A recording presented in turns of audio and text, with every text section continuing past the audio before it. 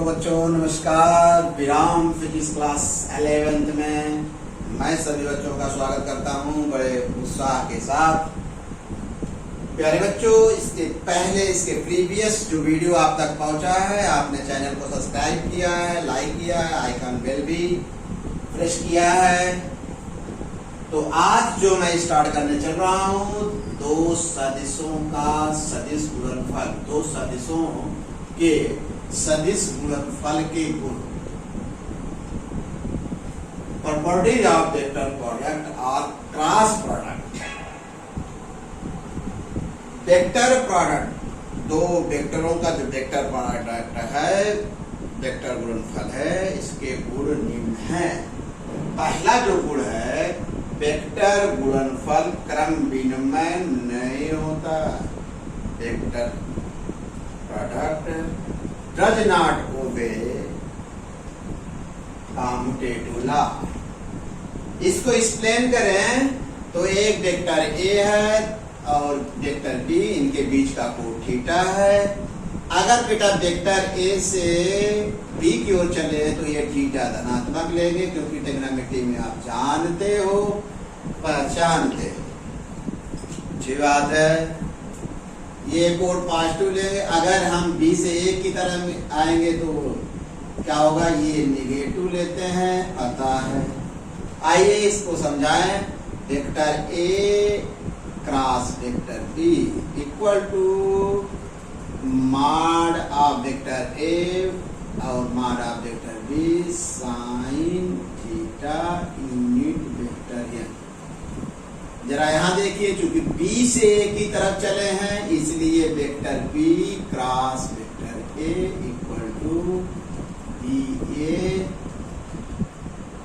Sign minus theta और दिशा vector B cross A, vector B cross vector A equal to minus B A sine theta.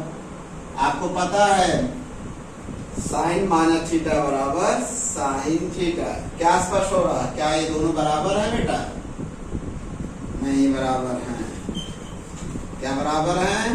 कहेंगे अतः A vector A cross vector B not equal to vector B cross vector A.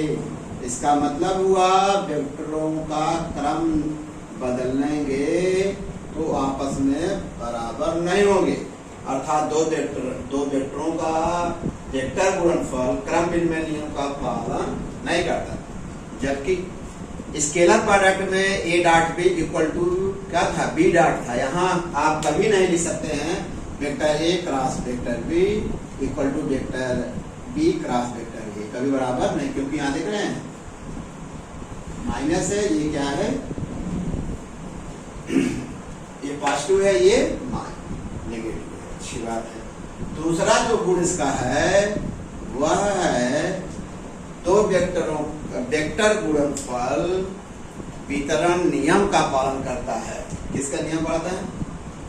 Vector गुणनफल वितरण नियम, या vector गुणनफल वितरित होता है। एडी क्या बनेगी? वेक्टर गुणनफल वितरित होता है। गुण नंबर 2, वेक्टर गुणनफल वितरित होता है, अर्थात वितरण नियम का पालन करता है। Vector A cross vector A cross vector B plus vector C वितरण नियम का पालन करता है। तो इसका मतलब vector A cross vector B plus है, प्लस लिख देंगे vector A cross vector C. प्यारे, इनका क्रम नहीं बदलेंगे, क्योंकि क्रम बदलने के तो वैल्यू बदल जाएगी। हो गया बेटा। तीसरा जो गुण है प्यारे बच्चों, बहुत ही सिंपल है, आपको समझ में आ रहा है। तीसरा नियम है दो परस्पर लंबवत, दो लंबवत वेक्टरों या परस्पर लंबवत वेक्टरों का वेक्टर गुणनफल म्यूचुअली परपेंडिकुलर जो वेक्टर्स हैं उनका वेक्टर गुणनफल। अरे भाई, अगर दो वेक्टर हैं प्यारे बच्चों, ये वेक्टर ए है दूसरा वेक्टर बी है, इनके बीच का कोण क्या है, थीटा बराबर कितना होगा 90 डिग्री। इसको कहेंगे वेक्टर ए और वेक्टर बी एक दूसरे के लंबवत है। इनका जो वेक्टर प्रोडक्ट होगा, क्रॉस प्रोडक्ट होगा, vector A cross vector B equal to mod A mod B sine 90 और यूनिट वेक्टर ए कोष्टक बंद करके, तो vector A cross vector B equal to sine 90 मान 1 होगा, ए बी और इनका माड ले लीजिए तो क्या होगा, vector A cross vector B, इनका माड लेंगे, माड में अंडर रूट आई के गुणांक का वर्ग, इसका माप कितना होता है, माप इसका माड लेंगे तो दिशा गायब हो जाएगा, ए बी होगा। आई के गुणांक का यहाँ n है, n गुणांक का वर्ग कितना होगा अंडर रूट में, तो यही आएगा। इसका मतलब दो परस्पर लंबवत वेक्टरों का जो वेक्टर गुणनफल का जो परिमाण है, उन वेक्टरों के परिमाणों के गुणनफल के बराबर। एक बार और सुनिएगा, दो परस्पर लंबवत वेक्टरों का जो वेक्टर गुणनफल का परिमाण, परिमाण माने मान, उन वेक्टरों के परिमाणों के गुणनफल के बराबर। ये बहुत सरल है, बहुत अच्छा लग रहा होगा। सेम प्रॉपर्टी आपने स्केलर प्रोडक्ट में पहले से ही किया है।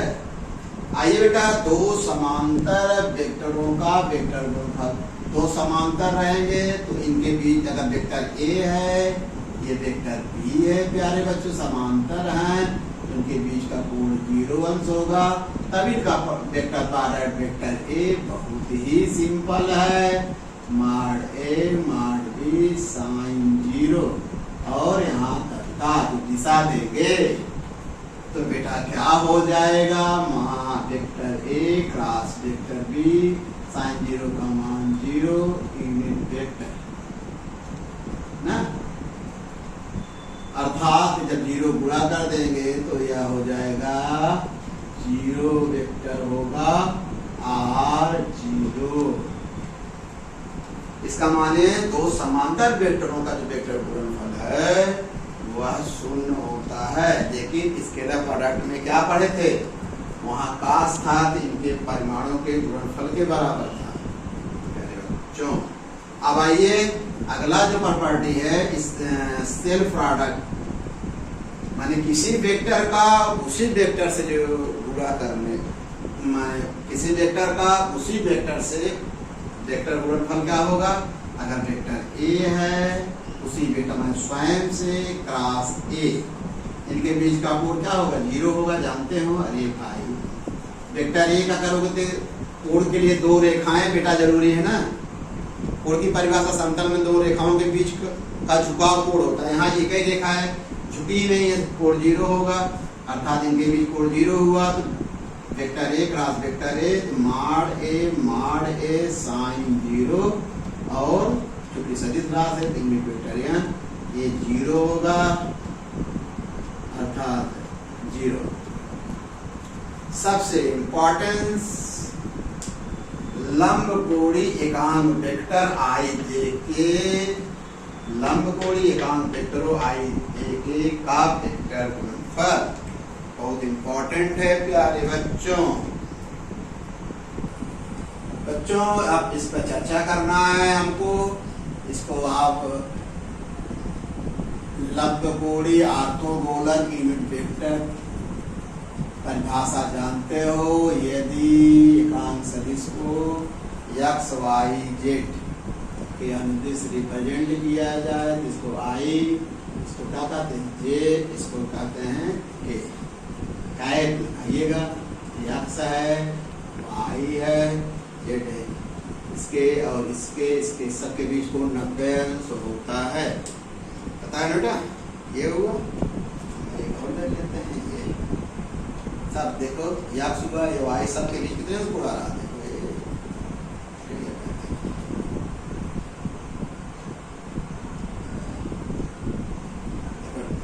90 आई जे।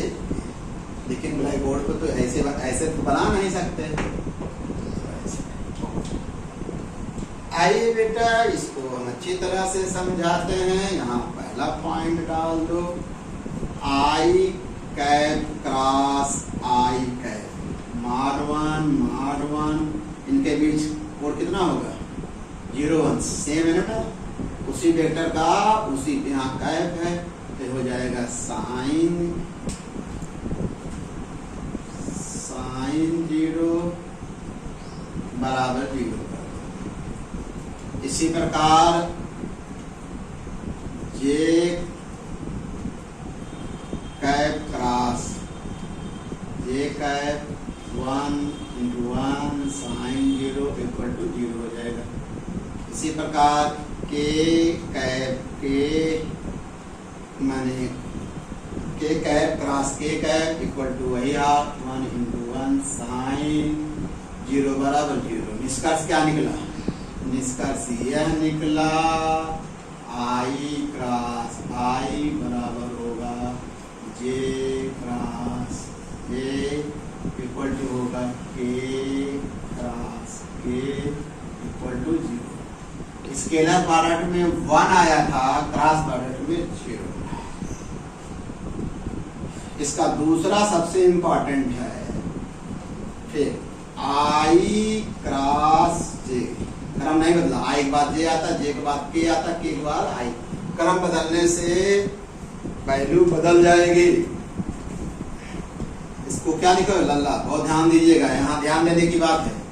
आई क्रॉस जे इक्वल टू होगा मान इसका भाई एकांक वेक्टर की परिभाषा है, वह वेक्टर जिसका परिमाण 1 हो, तो इसकी परिभाषा का इसका परिमाण 1, इसका भी परिमाण 1। अब इन दोनों के बीच का कोण 90 डिग्री होगा। ऐसे पुस्तक बंद कर दीजिए। यूनिट वेक्टर क्या आई क्रॉस जे कैप लगा है, इसका क्या हो जाएगा? सब 1 हो जाएगा। आप बताइए यहाँ ये क्या यन क्या बता रहा है? यन जो है आई जे के तल के लंबवत है। क्या है? आई और जे के तल बेटा ये होगा, इसके लंबवत ये होगा। इसके लंबवत क्या है? के। ये किसके बराबर आएगा? के का है। फिर देखिए मजा आ गया।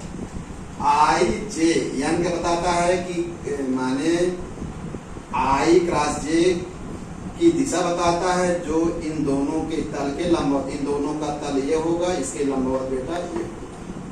इसके लंबवत ये क्या? के। इसका मतलब हुआ आई क्रॉस जे इक्वल टू क्या हुआ? के। इसी प्रकार बेटा हम सिद्ध कर सकते हैं जे क्रॉस के। क्रम नहीं होगा, आई के बाद जे, जे के बाद के के बाद आई। क्रम बदलने के क्या हो जाएगा? आई कैप क्रॉस जे के कैप नहीं जे कैप क्रॉस के कैप। जे और के लंबवत कौन है? आई इक्वल टू क्या होगा? आई।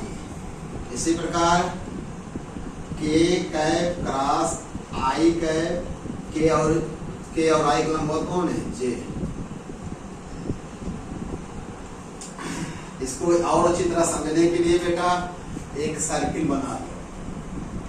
एक क्या बना लो? सर्किल। एक क्या बना लीजिए?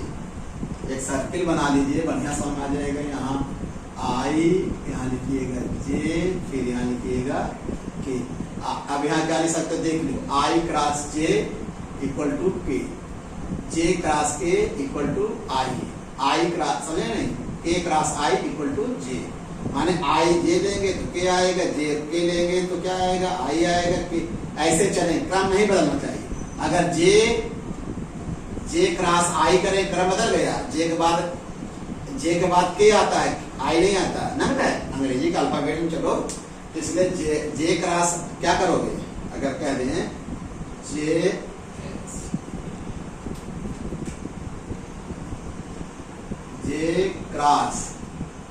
जे क्रॉस आई करेंगे, क्रम बदल गया है। क्रम बदलेगा क्या आएगा? माइनस के आ जाएगा।